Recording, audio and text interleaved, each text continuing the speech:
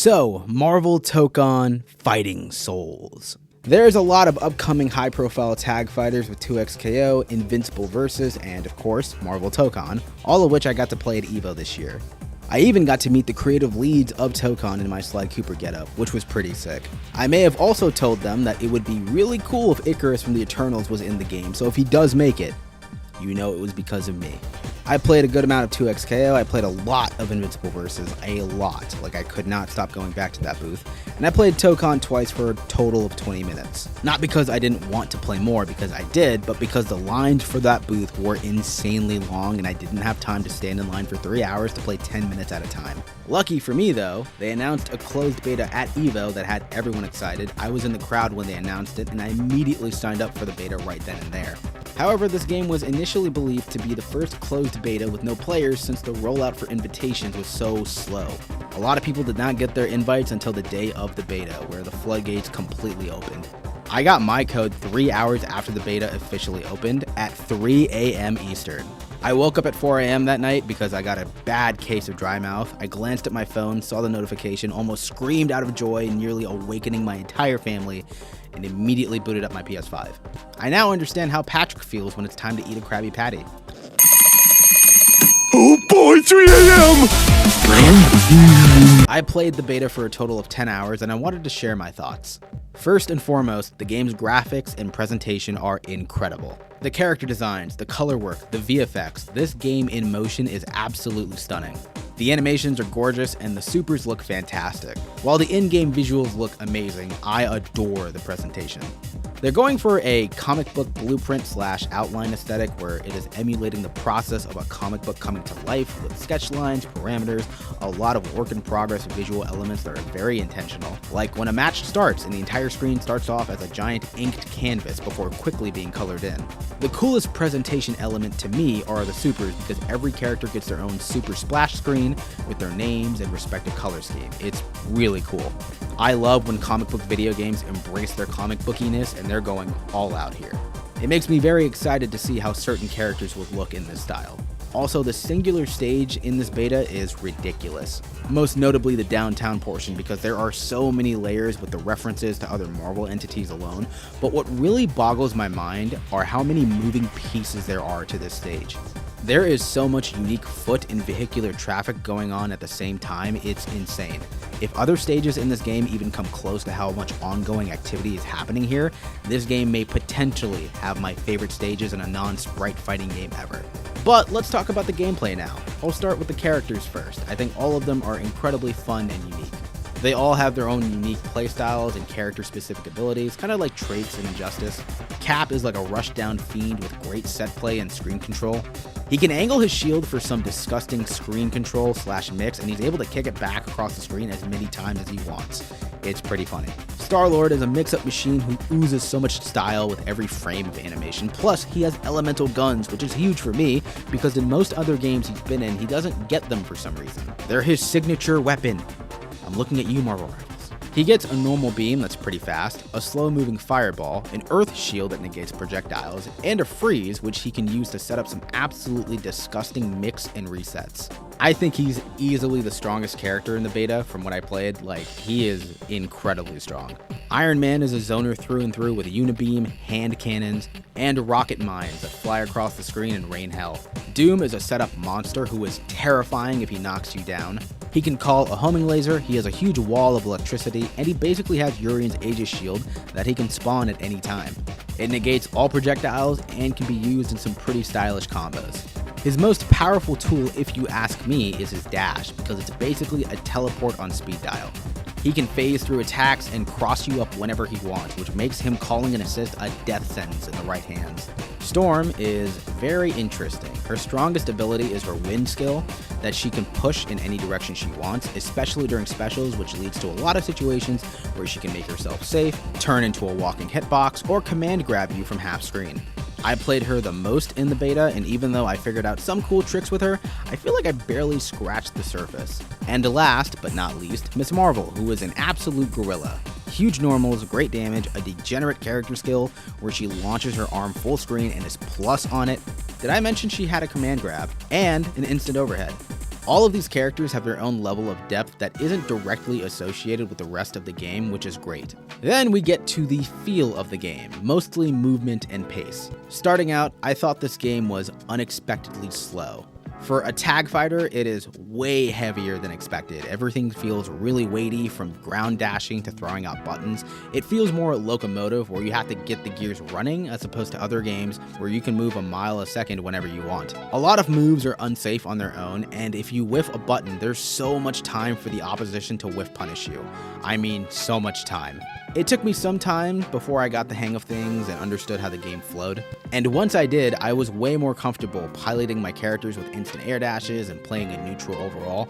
It took a couple of hours, but I made it. And lastly, we have the actual systems and mechanics of the game. This is a 4v4 fighter that is taking a very unique approach to the genre. Every match starts out 2v2. You get access to the remaining 2 characters by either losing a round, initiating a wall break, or killing someone off of a super. Getting your teammates is crucial because not only do you get 2 more characters to play with, you get more super meter, you get more assist meter, you can call in teammates to do their supers, and you get more health. The potency of your team-up attacks also goes up because something as simple as a hard knockdown with 2 members and 1 assist bar can turn into a deadly force of nature with all 4 members and all 3 assist bars. Your teammates are also instrumental to the game's 2 defensive mechanics, one being an on-block reversal, and the other being a natural counter when you aren't blocking that can actually kill, which is pretty insane. Now, you don't have to get all 4 characters if you don't want to. If you want to flex on people that you can beat them with just 2 characters, you can do that, but you'll always be at a disadvantage if you choose yourself over others. This game has a combo limit meter where if you do too many hits in a combo, your opponent will fall out automatically. This game also has auto combos, and if you play Dragon Ball FighterZ, they are just as degenerate here as they were there. They do a lot of damage for minimal thought and effort, and if that wasn't enough, they also auto track, meaning if you jump over someone while they are mashing and you thought you would get a clean punish or something, think again, bitch. Your ass is getting comboed whether you like it or not. The catch, though, is that auto combos fill up the combo limit meter really fast, and although they do damage, they don't do as much as they could, and you don't really get the opportunities to do the truly bonkers shit that is possible in this game, which I think is the best of both worlds. In order to get longer, more damaging combos, or just initiate deadly set play, assists and EX moves decrease the combo limit gauge. So if you're in sync with your characters, you can pull off some pretty insane stuff. The incentive to assemble and utilize your teammates in this game is astronomical. It's such an amazing thing to see a game that emphasizes the importance of your teammates in this fashion. What truly cements that is the shared health bar and resources. No individual health bars, no individual meters, no comeback mechanics, everyone uses the same stuff. It is the true embodiment of we win as a team, we lose as a team, and no one is above the team. Again, it is awesome to see that personified in a video game, which is what makes talking about the assist and tag system all the more interesting because it is both weirdly restrictive yet very mind-blowing. Let me explain. There are 4 slots for each team. One is the leader, one is the shooter, which is a beam/projectile, one is vertical, which is like a DP move, and one is the assault, which is a specialized assist depending on the character. And you'd think that you can call these assist types wherever and whenever you want on screen. No, not at all. If I'm in the air and I call an assist, it doesn't matter if I have Kamala as the shooter, vertical, or the assault, she'll do the exact same arm extender move. Same thing with link assists, which come out when you're hitting the opponent. Again, doesn't matter who's slotted where, they all do their designated link attack every time. If I wanted to use Iron Man's vertical assist to pop people up during a combo, nope, can't do it, sorry. And I found this very odd at first because it kind of makes picking roles for each character a bit meaningless. If every character is restricted to using one assist type depending on if they're in the air or if you're performing a combo, then the game doesn't really feel like it's making these characters unique in all facets. They all perform the same function, so why would I care who I slot where? Not to mention, the game is also kind of weird with when it allows you to call assists in the first place. Like, if you block an entire string and you want to call an assist to take some pressure off, you have to wait like a full second or two before the game registers that you want an assist. The flow and cadence of calling in your team members feels a bit disconnected. Tagging also comes with its own caveat where when you call in an assist, you can't instantly tag into that character unless you hold the button. Otherwise, you have to wait for the assist to finish and then you get a small interval to tag in that character before they leave. It's not freeform tagging. There There's a rhythm you have to get used to tag people in. So with all that information on the table, for the first few hours of the game, I wasn't totally on board with it. Auto combos were extremely potent and rewarded mindless mashing. Assists felt pretty arbitrary, and I wasn't in rhythm with the tag system. The game to me felt extremely restrictive in a lot of ways. It wasn't until like hour 4 or 5 where I finally started to piece the game together and develop a true understanding for what kind of game this was. The game has a lot of systems that initially feel like they're not fully trusting the player to discover, since everything is kind of done for you, but I was wrong. I was so wrong. There's many ways to bend the system to do what you want to do if you're willing to explore. My first inkling of that was when I did a link assist and then I tagged into that link. Because I didn't move yet when I tagged in the link, I wanted to see how many link assists I could call at once. I mistimed attacking the opponent and I hit back assist, which called out Star-Lord's grenade trap, which is his assault assist, and it didn't cost any assist meter. When that happened, I felt like I discovered a new galaxy. I felt like I found the lost city of Atlantis. From there, I started to think about the game in a completely different light, and my mind was just racing with questions and possibilities. This was the tip of a giant iceberg. Even though the beta has been over for like a couple of days at this point, I still think about this game a lot and theorize about how I could bend the systems in new ways depending on which characters I select and whatnot. It feels like a game that could have infinite depth, which is, I know, what is expected of a tag fighter, but the fact that I feel like that from a beta is extremely promising. I had so much fun in my last 5 hours of the beta. Everything clicked for me. I was discovering new things left and right. Like how the stage layouts are 3 separate areas that have their own depth to them. The left wall of the leftmost stage can't be broken. Same thing conversely with the right stage. And then the central stage is like 2 breakable walls. So whatever area you transition to actually has a gameplay function. And I wonder if that's going to be consistent across all stages, or are there going to be stages where there's only 2 areas or 4 areas? I mean, like, what?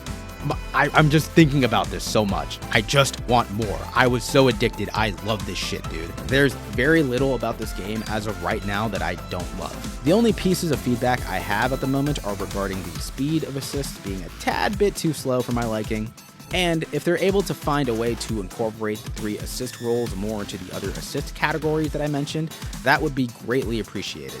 But yeah, if you can't tell already, I adored my time with this game. I am so grateful, so truly grateful to have so many cool looking fighting games on the horizon. And with that, I'd like to pass the conversation off to you. Whether you played the beta or not, what are your thoughts on the game? What do you want to see changed or improved upon? What characters do you want to see in this game? Let me know down in the comments below. Like and sub if you enjoyed the video, and thank you so much for watching.